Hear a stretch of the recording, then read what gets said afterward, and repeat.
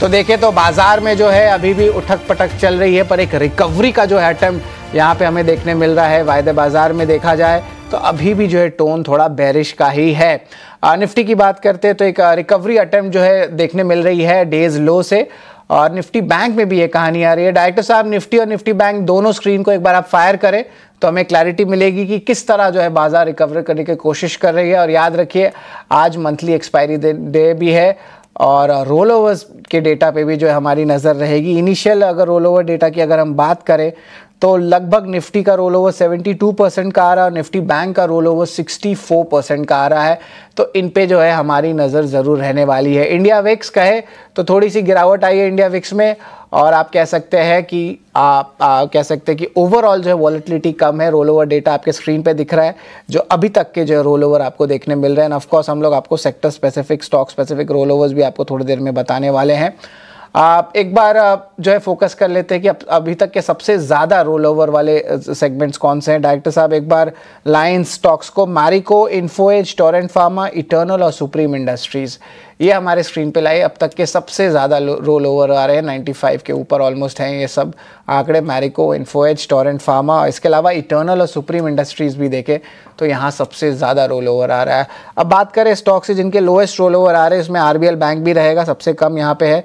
इसके अलावा Dalmia Bharat, Maruti, Federal Bank, NCC, यहाँ पे भी देखें तो सबसे कम जो है रोल ओवर आंकड़े आपको यहाँ पे दिखने मिल रहे हैं। तो रोल ओवर डेटा की तो बात हमने कर दी, विक्स के बारे में बात कर लिया। ब्रॉडर इंडिसेस की भी बात करें तो यहाँ पे भी जो है मिले जुले जो है स्टाल देखने मिल रहे हैं। मेटल्स लीजिए, कंजम्पशन लीजिए, पेमेंट्स लीजिए और इवन इंश्योरेंस लीजिए, तो ये वाले सेगमेंट्स में जो है एक अच्छी रिकवरी दिन के ट्रेड में देखने मिल रही है। लेकिन चलिए हमारे गेस्ट के पास चलते हैं और हमारे गेस्ट जो है जुड़ने वाले हैं, नीलेश जैन जुड़ने वाले हैं। गुड आफ्टरनून नीलेश, बहुत अच्छा लग रहा है कम समय पे आप हमारे साथ ज्वाइन किए हैं। बाजार हालांकि देखिए इंडिसेस जो है थोड़ी सी बेरिशनेस जो है थोड़ी सी दिख रही है ज़रूर। आप किस तरह आप देखना चाहते हैं बाजार को? यहाँ पे देखिए लाइट ट्रेड रखें क्योंकि अगले हफ्ते से देखिए एक्सपायरी डेज भी चेंज हो रहे हैं, कुछ नए एफएनओ एक्सक्लूजन्स इंक्लूजन्स आ रहे हैं, उसके ऊपर भी हम बात करने वाले हैं। लेकिन अभी किस तरह आप देख रहे हैं, क्या स्ट्रैटेजी होनी चाहिए निफ्टी बैंक पे लिए? Very good afternoon to you.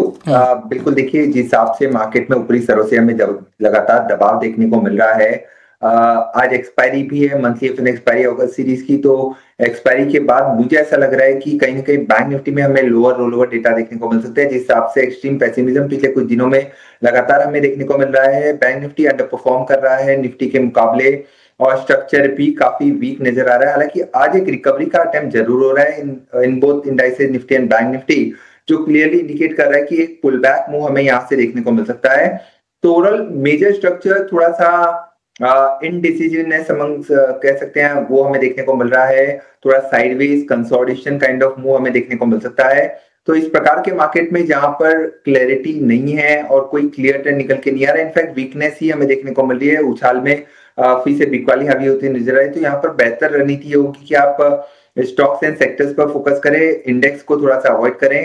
As far as Nifty is concern, जब तक 24,800 के ऊपर रिक्लेम नहीं करता है तब तक यहाँ पर चांसेस ज्यादा है कि फिर से हमें और भी गिरावट थोड़ी देखने को मिल सकती है। सिमिलरली बैंक निफ्टी पर भी वही भी होगा, जब तक 55,000 और 55,500 की जोन को बैंक निफ्टी ऊपरी स्तरों पर ब्रेक नहीं करता है तब तक हो सकता है यहाँ पर consolidation with slightly negative bias continue होता हुआ नजर आए। निफ्टी बैंक की तरफ से नो ट्रेड है, लेकिन याद रखें निफ्टी के 24,800 के लेवल्स और निफ्टी बैंक के 55,000 5500 लेवल्स, इन दोनों पे जो है नज़र रखेंगे। अगर ये लेवल्स सपोर्ट करता है तब जो है हम देख सकते हैं कि नए रेंज की तरफ हम मूव कर सकते हैं या कोई ट्रेड इनिशिएट कर सकते हैं। लाइट ट्रेड रखें क्योंकि ग्लोबल क्यूज भी बहुत चेंजेस देखने मिल रहे हैं और इंटरेस्टिंगली एक्सपायरी डेज भी अब बदलने वाले हैं, तो उस पर भी जो है हमारी नज़र रहेगी। लेकिन एक दर्शकों को बता देता हूँ कि जो एक्सपायरी डेज़ है, याद रखिए सारे वीकली एक्सपायरी डेज जो एनएससी के रहेंगे अब वो ट्यूसडे से एक्सपायर करने वाले हैं। सारे मंथली कॉन्ट्रैक्ट्स आखिरी ट्यूसडे के महीने में रहेगा, तो ये एक्सपायरी का जो दिन है वो बदलने वाला है। एनएससी का जो है ट्यूसडे आएगा और बीएससी की अगर हम बात करें तो सेंसेक्स एक्सपायरीज जो है सितंबर 1 से देखेंगे तो ये एक्सपायरीज थर्सडे को होंगे और जो वीकली एक्सपायरी रहेगा, जो नेक्स्ट वीकली एक्सपायरी वो 4 सितंबर को रहने वाला है और जो मंथली एक्सपायरी बीएसई का रहेगा वो 25 सितंबर को रहेगा। वही एनएससी की बात करें तो 2 सितंबर को अगले हफ्ते वीकली एक्सपायरी रहेगी और जो अगली मंथली एक्सपायरी है वो 30 सितंबर को रहेगी। तो इंटरचेंज हो रहा है। ये सारे कॉन्ट्रैक्ट्स एज अ ट्रेडर आपको समझ में आना चाहिए। और एक अहम चीज़ मैं और बता देता हूँ आपको कि एक्सक्लूजन्स कौन से रहेंगे वायदे बाजार के कॉन्ट्रैक्ट से। 8 स्टॉक्स जो है आपके एक्सक्लूड होने वाले हैं एफएनओ सेगमेंट से। एक एक करके मैं सबके नाम ले लेता हूं ताकि ये बहुत इंपॉर्टेंट रहे कि आप इसे बेनिफिट पे रखें। सबसे पहले ऑफकोर्स आदित्य बिरला फैशन रहेगा, अदानी टोटल गैस रहेगा, सीएससी ग्रैन्युल्स इंडिया। ये 4 स्टॉक्स आपके स्क्रीन पे दिख रहे हैं। ये कल से जो है वायदे बाजार से बाहर होने वाले। इसके अलावा 4 और स्टॉक्स है जिसको नज़र में डालें। डायरेक्टर साहब फायर करें, RB infra, Jindal stainless, Poonawalla Fincorp और एसजीवीएन। ये बाकी 4 स्टॉक्स है जो वायदे बाजार से बाहर होने वाले। तो इन पे जो है आप बहुत ज़ोर से नज़र रखेंगे। लेकिन चलिए अब ताज़ा खरीदारी वाले शेयर्स की तरफ चलते हैं जहाँ पे हमारी नज़र रहेगी।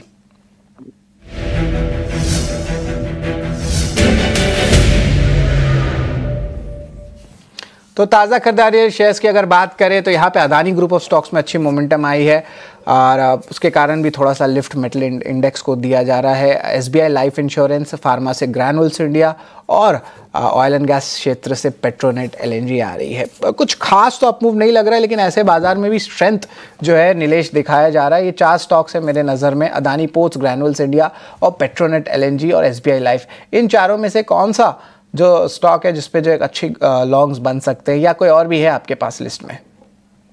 देखिए बिल्कुल, यहाँ पर अगर हम कुछ चुनिंदा स्टॉक्स में हमें जरूर काफी अच्छा खासा बिल्डअप लॉन्ग साइड में देखने को मिल रहा है। पुल बैक मूव मोर और लेस मैं कहूंगा पिछले 3-4 दिनों की गिरावट के बाद अगर आप देखिए तो पेट्रोनेट, एसबीआई लाइफ, इनफैक्ट ये सारे ही स्टॉक गिरावट के बाद एक पुल बैक मूव दिखा रहे हैं। सिमिलरली अडानी पोर्ट भी।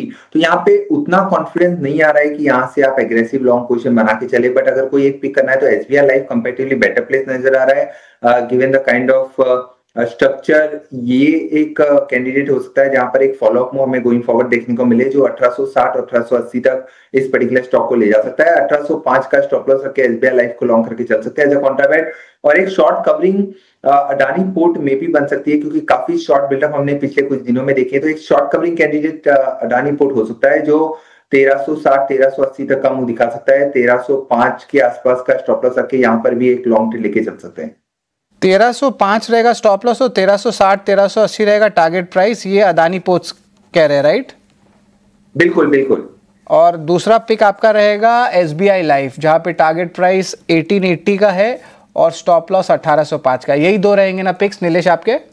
बिल्कुल, देखिए जहां पर लॉन्ग बिल्डअप हो रहे हैं उसमें से ये 2 पिक हो सकती है जहां पर पुल बैक हमें कंटिन्यू होता हुआ नजर आ सकता है। बड़ी अपसाइड की गुंजाइश ना रखे, बट यह सिर्फ और सिर्फ एक पुल बैक कंटिन्यूएशन का कैंडिडेट एसबीआई लाइफ और अडानी पोर्ट हो सकता है। तो अदानी पोर्ट्स और एसबीआई लाइफ पे नज़र रखिए, नीलेश के पिक्स आ रहे हैं। अब तो थोड़ा शॉर्ट कवरिंग वाले शेयर्स पे भी एक बार नज़र डाल देते हैं। डायरेक्टर साहब ज़रा शॉर्ट कवरिंग वाले शेयर्स पे एक बार फायर करें तो यहाँ पे भी हमें क्लैरिटी मिल जाएगी कि कहाँ पे मोमेंटम आ रहा है। अदानी इंटरप्राइजेज एक और जो है अदानी ग्रुप से कंपनी आई है। हीरो मोटोकॉर्प अच्छी मोमेंटम देख रही है, गणेश चतुर्थी के सेल्स भी अच्छे थे। ऊनो मिंडा, ऑटो एंसिलरी से और पॉली कैब, ये सब स्टॉक्स 1% ऊपर है। यहाँ पे कहीं आपका ट्रेड बन रहा है कि अवॉइड करें अभी के लिए? देखिए यहाँ पर इंटरेस्टिंग सेटअप है। इनफैक्ट कॉन्फिडेंस यहाँ पर 2-3 स्टॉक में आ रहा है। सबसे पहले ऊनो मिंडा, ये हमारे डार पर भी है। हम पिछले कुछ दिनों से हमारे क्लाइंट्स को लगातार खरीदारी करने की सलाह दे क्योंकि एक मल्टी मंथ ब्रेकआउट यहाँ पर हमें देखने को मिल रहा है। तो ऊनो मिंडा को फोकस में रख के चल सकते हैं और भी अपसाइड हमें देखने को मिल सकती है। 1350 के ऊपर ये काउंटर जा सकता है, बट ऑलरेडी जिस हिसाब से इस मंथ में 24-25% का उछाल हम ऑलरेडी देख चुके हैं, तो थोड़ा सा प्रॉफिट टेकिंग अगर आता है तो वो एक अच्छी अपॉर्चुनिटी हो सकती है। यहाँ पर पोजिशन नजरिए से लॉन्ग पोजिशन बना के चल सकते हैं। 1240 के नीचे का स्टॉप लॉस रखना होगा। वहीं ऑटो स्पेस में से स्पेसिफिकली 2 व्हीलर ऑटो काउंटर्स जो हमें पसंद आ रहे हैं, हीरो मोटो उसमें से एक है। यहाँ पर एक ग्रेजुअल अप हम एक्सपेक्ट करके चल सकते हैं 5300 प्लस तक के लेवल्स के लिए। 5000 के नीचे का स्टॉप लॉस रखना होगा। 5350 और इनफैक्ट 5400 तक के भी लेवल पोजीशन लिहाज से हीरो मोटोकॉर्प में देखने को मिल सकते हैं। Not only Hero, in fact Eicher motor भी हमें पसंद आ रहा है। तो 2 wheeler space as a whole better place है अभी फिलहाल के लिए, वहां पर फोकस करें। Uno Minda will be another stock जहां पर लॉन्ग पोजीशन बना के चल सकते हैं। उनो मिंडा का टारगेट प्राइस क्या रहेगा नीलेश? स्टॉप लॉस तो आपने बता दिया 1240 है। देखिए उनो मिंडा में अगर थोड़ा लंबा नजरिया है तो 1400 के टारगेट, शॉर्ट टर्म के लिहाज से 1360 के टारगेट्स होंगे। बिल्कुल 1300-1400 के टारगेट्स है। और हीरो मोटर, आइशर मोटर्स की टारगेट प्राइस स्टॉप लॉस क्या रहेंगे? देखिए हीरो मोटो में 5000 का स्टॉप लॉस है एंड 5350 से लेके 5400 तक की अपसाइड हमें हीरो मोटो में देखने को मिल सकती है। एंड सिमिलरली आइचर मोटर, जैसे कि मैंने कहा, यहाँ पर भी स्ट्रक्चर पॉजिटिव है, एक नया रिकॉर्ड है आज देखने को मिला है। 6500 की अपसाइड यहाँ पे देखने को मिल सकती है। 6050 का स्टॉप लॉस रखना होगा। बिल्कुल, एक बार रिपीट कर देते हैं दर्शकों के लिए। हीरो मोटोकॉर्प का स्टॉप लॉस 5000 रहेगा और टारगेट प्राइस 5350 से लेके 5400 तक रहेगा। और आइशर मोटर्स के भी जो लॉन्ग करें 6500 जो है टारगेट प्राइस रहने वाला है। और वही हम बात करें स्टॉप लॉस की तो 6050 रहेगा। तो 3 ऑटो और ऑटो एंसिलरी स्पेस से जो है पिक्स आ रहे हैं नीलेश की तरफ से। उनो मिंडा, हीरो मोटोकॉर्प, आइशर मोटर्स। इसके अलावा इसके पहले अदानी पोर्ट्स और एसबीआई लाइफ पे भी जो है खरीदारी की राय आई है। स्टॉक स्पेसिफिक रणनीति रहेगी और पोजीशंस जो है of course as a trader, as a positional आप respective target price stop loss से बता सकते हैं। लेकिन चलिए एक छोटा सा ब्रेक लेते हैं। ब्रेक के उस पार ताज़ा बिकवाली वाले शेयर्स और नीलेश के अहम पिक्स इस सब पे नजर रहेगी।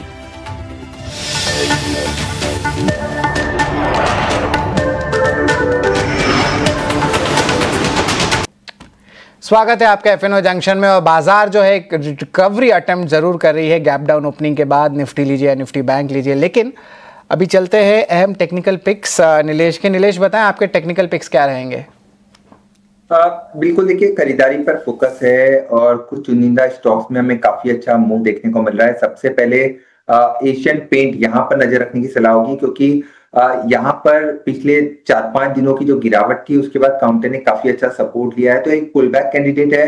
ये पुल बैक यहाँ से 2550 और 2580 तक एक्सटेंड होता हुआ नजर आ रहा है। एंड 2485 2485 का स्टॉप लॉस रखना होगा।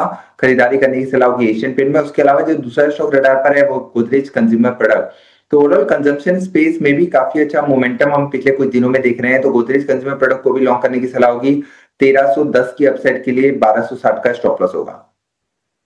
60 का स्टॉप लॉस रहेगा जीसीपीएल के लिए। Target price 1310। और एशियन पेंट्स की बात करें तो 2550, 2580 और स्टॉप लॉस 2485 का रहेगा। ऑफकोर्स इन दोनों जो है पोजीशंस पे जो है हमारी बातचीत ज़रूर होगी और कंजम्पशन पे जो है बुलिश नज़रिया बन रहा है।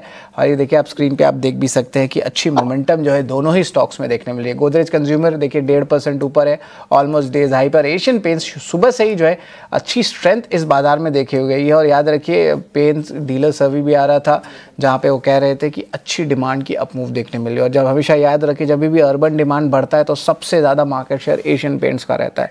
तो इसके कारण एक अच्छी उछाल आपको देखने मिली है। स्टॉक लगभग 2% ऊपर है।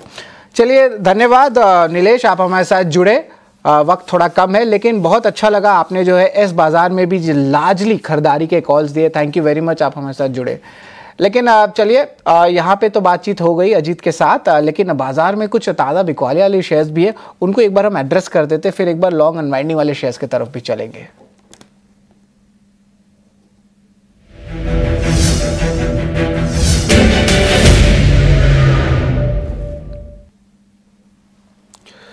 तो यही देखा जा रहा है कि ताज़ा बिकवाली वाले शेयर्स में एनबीएफसीज को लेके जो है वहाँ पे गिरावट आ रही है। और श्रीराम फाइनेंस 3% गिरा हुआ है। अब देखिए इसके वैल्यूएशंस भी थोड़े अट्रैक्टिव हो रहे हैं।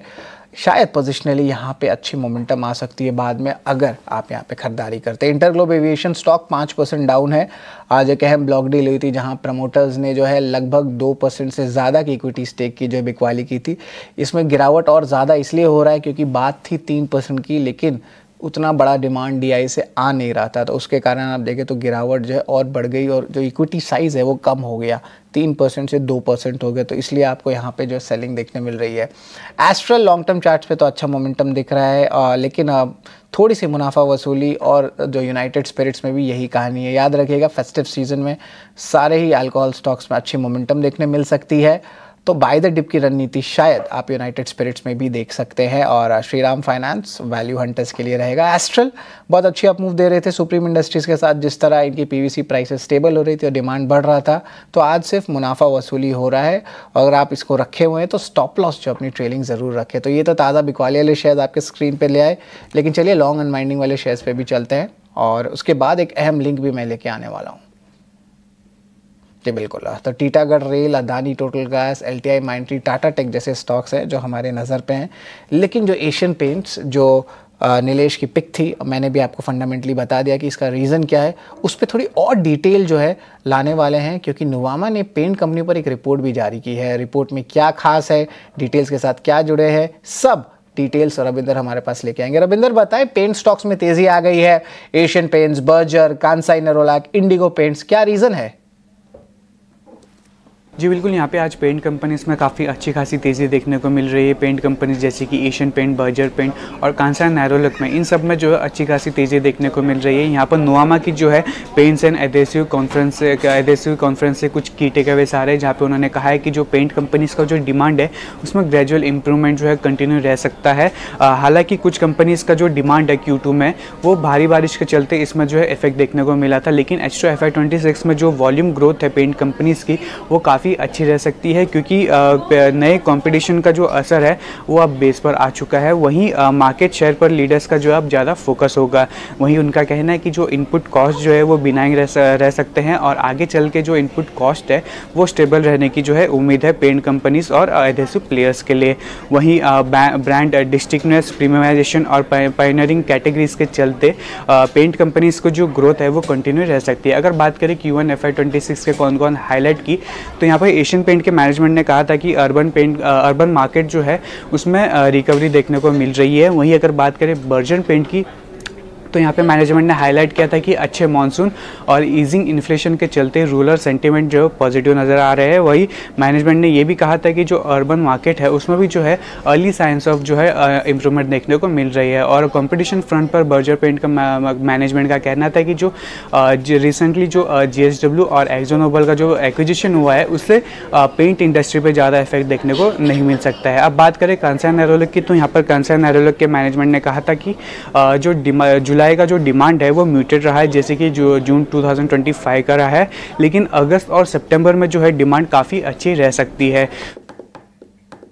जी बिल्कुल, डिमांड अच्छी रह सकती है, वैल्यूएशन भी थोड़े अट्रैक्टिव लग रहे हैं। ऑफकोर्स लॉन्ग टर्म वैल्यूएशंस तो महंगे ही रहते हैं पेंट स्टॉक्स के, लेकिन देखिए मोमेंटम आज है पेंट स्टॉक का, कंजम्पशन खेमे पे यहाँ पे जो है बाइंग देखने मिल रही, तो इस पे भी जो है नज़र ज़रूर है। कि नीलेश की राय भी आई थी, टारगेट 2550 2580 का था, स्टॉप लॉस 2485 का था। लेकिन फेस्टिव सीजन है, FNO जंक्शन में तो आज इतना ही है, लेकिन आज याद रखिए अब हम आपको गणपति के मौके पर गिरगांव लेकर चलते हैं और दर्शन कराते गिरगांव के राजा की। इस बार इको फ्रेंडली थीम पर गिरगांव के राजा के पंडाल को बनाया गया है। साथ ही यहाँ बेसन से बना 850 किलो का लड्डू भी भक्तों के मुख्य आकर्षण का केंद्र है। देखिए नीलेश शुक्ला की खास रिपोर्ट। इस वक्त हमारी मौजूदगी मुंबई के गिरगांव राजा में है, यानी कि गिरगांव के राजा पंडाल में है, जहां पर आप देख पाएंगे कि भगवान श्री गणेश की यह भव्य और दिव्य प्रतिमा आपको नजर आएगी। आपको बता दें कि ये करीबन 3.5 टन की ये पूरी प्रतिमा है, लेकिन जिस तरीके की मुस्कान इस मूर्ति के चेहरे पर आपको नजर आ रही है, जिस तरीके की क्यूटनेस नजर आ रही है, उससे तमाम जो गणेश भक्त है वो इस पंडाल की ओर खिंचे आ रहे हैं। बता दें कि गिरगांव राजा के 98 इयर्स इस साल पूरे हो रहे हैं और इसी की उपलक्ष्य में इस बार का जो थीम है उसे कहे कि अर्थ सेंट्रिक रखा गया है, क्योंकि अगर आप इस पंडाल की ओर नजर घुमाएं तो आपको पता चलेगा कि पूरा पंडाल इको फ्रेंडली मैसेज यहाँ पर देता नजर आ रहा है। तमाम जो डेकोरेशन पीसेस हैं, जो आर्टिकल्स हैं, उन्हें बैम्बू से बनाया गया है ताकि किसी भी रूप से जो प्रकृति है उसे हानि न पहुंचाई जाए। इस पंडाल में एक और बड़ा और मीठा ही आकर्षण आपको देखने मिलेगा और वो आकर्षण है मेरे ठीक पीछे। ये करीबन 850 किलो का बेसन से बना हुआ मोदक।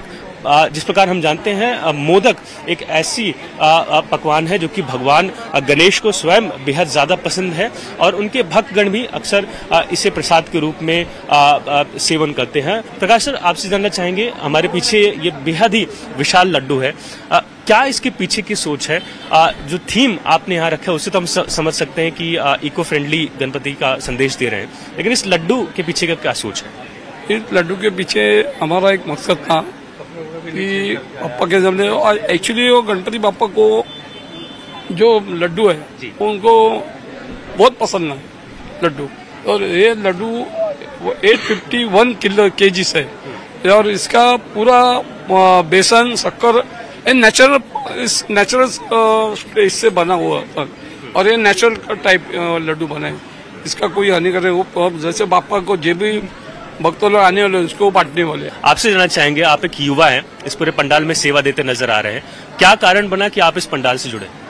हम बचपन से यहाँ पे देखते, लाइक बचपन में जब हम स्कूल भी जाते थे तो हमारा जो रूटीन होता था, लाइक जब भी स्कूल जाते थे सुबह हम जब भी बप्पा हमारा प्रिपेयर होता था तो सबसे पहले हम वही देखते थे कि रोज सुबह वही देखते कितना हुआ है, कितने दिन और लगेगा, और मतलब वो एक्साइटमेंट रोज होती थी। लाइक 2 घंटे में ऐसा मन होता था स्कूल में भी, हम जब बैठे ऐसा होता है कि कभी हम मंडप में जाए देखें कि कैसे बन रहा है हमारा बप्पा, और 10 दिन हमारे लिए एक उत्सव है। लाइक और 10 दिन हमारे लिए कैसे, लाइक जो एक्साइटमेंट होती है हमारी लाइक पूरे साल की, वो 10 दिन ऐसे पास हो जाती है कि कहाँ से वो हैप्पीनेस के कहाँ लाइक वो सैडनेस में टर्न होती है उस दिन के दिन, वो पता नहीं चलता, इतना लाइक वो फास्ट हमारे लिए त्योहार है ये। मुंबई शहर लगातार गणेश उत्सव के दरमियान आकर्षण का केंद्र बन रहा है, जहां पर देश विदेश से जो पर्यटक हैं, जो नागरिक हैं, वो पहुंचते हैं और तमाम जो यूनिक पंडाल हैं उन्हें दर्शन करने पहुंचते हैं, और उनकी जो यादें हैं वो अपने साथ संयोज कर यहाँ से गुजरते हैं। वीडियो जर्नलिस्ट मनोज के साथ नीलेश शुक्ला, टाइम्स नेटवर्क, मुंबई।